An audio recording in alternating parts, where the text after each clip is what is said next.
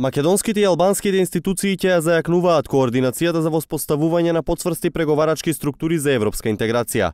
Министерот за надворешни работи на Северна Македонија Никола Димитров и неговиот албански колега Ген Цакај се надеваат на зелено светло од ЕУ за старт на преговорите во јуни. Ние многу би сакале во јуни да имаме повод за заедничка радост.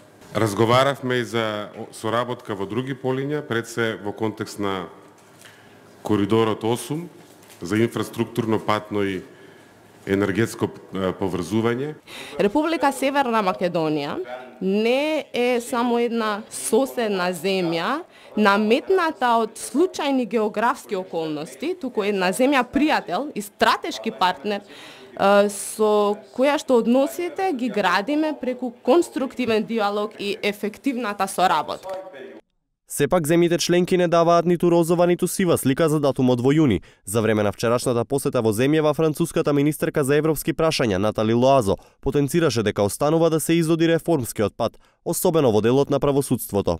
Треба да си изоди делот патот, за да може од една страна Европската Унија да се реформира и да се зајакне, но и за Северна Македонија, затоа што европската перспектива е пат кој што бара многу, но јас знам дека вие совршено го знаете тоа.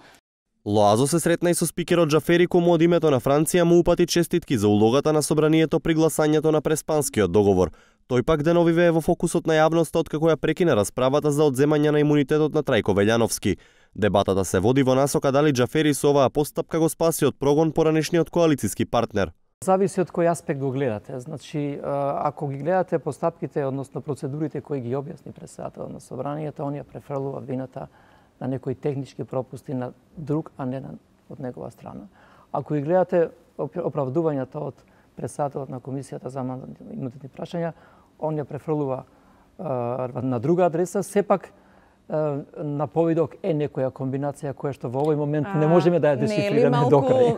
На новинарско прашање за овие состојби прецизен коментар не даде ниту францускиот амбасадор во Скопје Кристијан Тимоние. Тој посочи дека одземањето на пратенички имунитет е деликатна работа и за земјите од Европската Унија. Сепак ситуацијата се следи одблиску. Тоа при вчерашната посета го повтори и министерката Лоазо, која изјави дека Франција и натаму ќе продолжи да ги поддржува домашните реформски процеси, особено во клучните области.